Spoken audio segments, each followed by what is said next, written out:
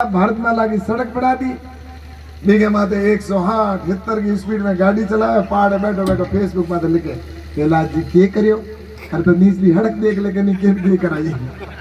अब्बा भी ने को दिए सिर्फ एक ही कौम के कैलाश के करायो, बस बदनाम करना। और मैं आपने कहना चाहूं कि आप 26 तारीख ने इतो जोरू कमल के फूल माते बटन दबाइयो कि बोले ठा पड़ जी कि नरेंद्र मोदी जी ने कैलाश के करायो, अब आपके हाथ में।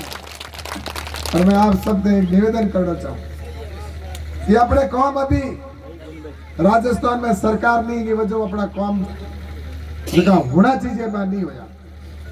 हमारी एक बात आदूराम जी कही पौनी वाली बात मैं आपने कहना चाहूं, आदूराम जी तो मीठे पौनी की पीवण की टूटी की बात की है, 1800 करोड़ रुपया जगह सैंक्शन कराया मैं हमारा। हालांकि मैं तो केंद्र सरकार हूं, मोदी जी ने तो आज कई दिन पहला कई साल 3 साल पहला पैसा भेज दिया, लेकिन वह सैंक्शन नहीं किया। लेकिन भजन लाल जी की सरकार आने के बाद में मैंने आदूराम जी बात करी और वो सैंक्शन जबकि हमारा आदूराम जी बात की मीठो पौड़ी की टूटी घर घर लागी। और मैं आपने एक चीज और कहनी चाहूँ कि मैं बात हमेशा हाची है जगह को झूठ बोलनी या कूड़ बोलनी हो, जड़ो कूड़ो आदमी मैं नहीं हूँ।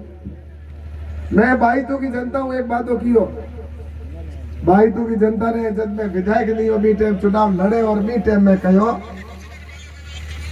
मैं परेऊ में सभा ही बड़ी राजनाथ सिंह जी हवे अरबी दिन में जोश जोश में कह दियो, मैं कहा भाई तू की जनता को अगले चुनाव से पहले अगर मैंने मीठा पानी अगर हर गांव में पानी की अगर व्यवस्था नहीं कर दी तो मैं आपके सामने वोट मांगने नहीं आऊंगा, ये मैंने उनको कह दिया था। और चुनाव हो गए और चुनाव होने के बाद मैं वसुंधरा जी के पास मुख्यमंत्री जी मैंने ऐसा वादा करके आ गए, अब मैं क्या करूं, पानी के बगैर तो मैं दोबारा वोट मांगने भी नहीं जाऊंगा, कैसे जाऊंगा। तो वसुंधरा जी ने कहा चिंता मत कर, अपनी सरकार अपन कराएंगे। और वसुंधरा जी ने उस समय पैसा सैंक्शन किया और मेरे चुनाव दूसरी बार जब मैं विधानसभा के चुनाव आए उससे पहले हर पंचायत में मीठा पानी मैंने पहुंचा दिया था।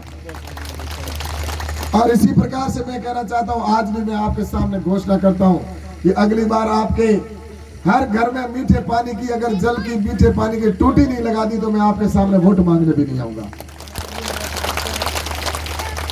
और दूसरा, ये लोग जो थे ना ये काम पिलाना पानी पिलाना नहीं चाहते थे।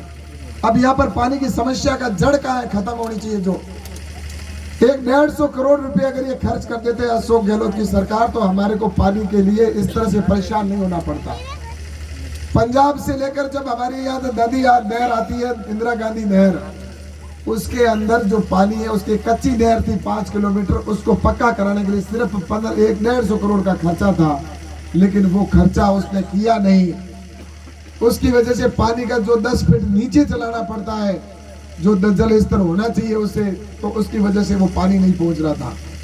लेकिन अब भजनलाल जी ने वो स्वीकृत कर दिया, बहुत जल्दी वो पानी भी आएगा तो जल स्तर ऊपर चलेगा। तो उससे हमें क्या क्या फायदा होगा मैं बताऊं। आपके आने वाले समय के अंदर ये नर्मदा नहर जो यहाँ से अपने आ रही है गुजरात से होते हुए, और उधर जो इंदिरा गांधी नहर जो आ रही है, इन दोनों को सिंचाई के लिए मिलाने का काम किया जाएगा, ये भी मैं बता देता हूँ आपको। आप चाहते हैं सिंचाई के लिए पानी आए, चाहो को चाहो तो 2 याद कर मैं बताओ, हाँ चाहो।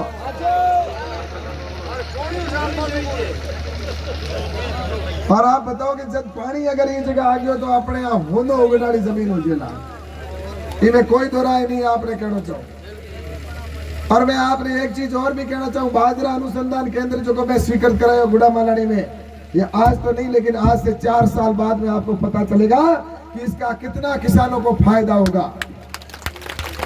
और उससे ज्यादा तो आपको अभी फायदा हो गया है। मैं जब विधायक सांसद बना था उस समय 1200 रुपए बाजरे के भाव थे, 1200 रुपए क्विंटल के अंदर बाजरा बेचते थे, 1200-1300 रुपए के अंदर। मेरे किसान के लिए सबसे जरूरी उसकी बात, उसकी फसल जो होती है उसका भाव अच्छा मिले।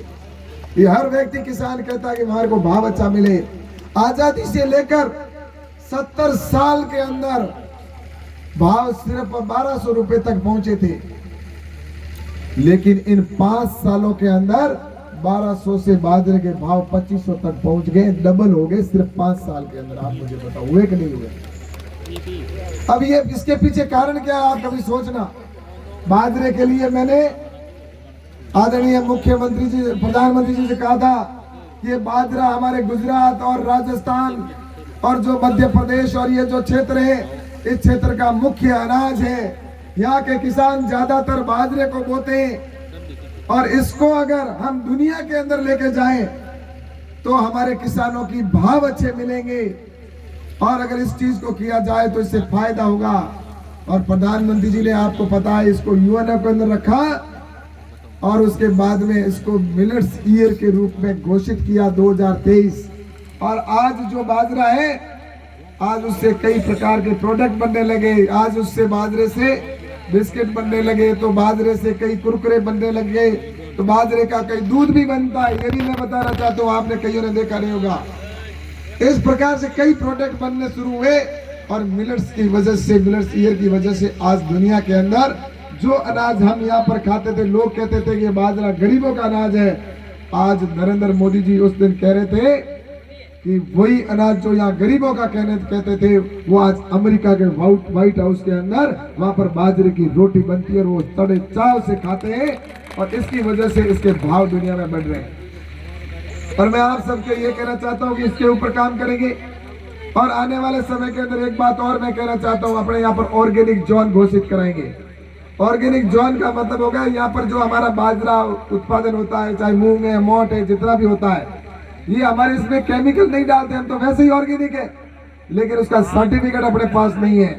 तो अब इसका सर्टिफिकेट हर किसान को दिलाएंगे ताकि बाहर से जो भी खरीदने आएगा वो जो रेट बाजार में यहाँ पर है उससे दुगनी या 1.5 गुना 2.5 गुना रेट हमारे को मिलेगी इसकी, क्योंकि सर्टिफिकेट हर किसान को दिलाऊंगा मैं।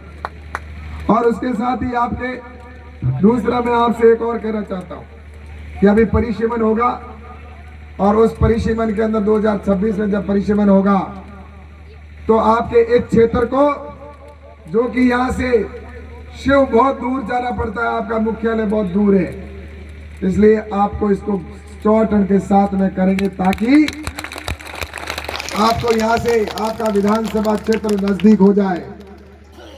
और दूसरा, आपके यहाँ पर अगली बार पंचायती राज का परिसीमन होगा तो आपके लिए यहाँ पर अलग से पंचायत समिति बनाई जाएगी ताकि आपको उसका भी लाभ मिले। ये सारे काम मैं इसलिए कहना चाहता हूँ कि कराना चाहता हूँ और कराना इस क्षेत्र की आवश्यकता है, इसलिए कि हमने बहुत समय तक यहाँ पर संकट देखा है। ये काम अगर कोई होने लगे तो प्रधानमंत्री नरेंद्र मोदी जी के और अटल बिहारी जी वाजपेयी जी के समय में लोगों को एक आस जगी कि वास्तव में कोई काम होता है क्या। वरना आप लोगों को, मेरे युवा साथियों, मैं आपसे कहना चाहता हूँ, यहाँ पर कई युवा साथी खड़े, बुजुर्ग अच्छे से जानते हैं, यहाँ पर जब कांग्रेस के नेता आते थे, जब उनकी सरकारें होती थी, तो उस समय अगर कोई कहता था कि हमारी सड़क बनानी है तो वो लोग इस तरह से घुमाकर बात करके कहकर हंसी मजाक में टाल कर कह दिया करते थे कि अगर सड़क बना दी तो थारे चोर आई जगह पाचा हड़क सड़ गया तो थाने पग ही बोला दे रही वास्ते अपने हड़क नहीं बनावे। और कहता गुमराह करता लेकिन हड़क नहीं बनाई। इस प्रकार ऐसे लोग थे जिन्होंने इस क्षेत्र को बहुत पीछे रखा, लेकिन एक अवसर अब आया है प्रधानमंत्री नरेंद्र मोदी जी के नेतृत्व में, जो चाहते हैं कि इस देश के अंदर काम हो। और अब मैं आपसे एक दो बात कहकर पूरी करने वाला हूं। मैं एक कहना चाहता हूं कि ये जो काम के मैंने कहे कि मैं कराऊंगा, अब ये कराने वाले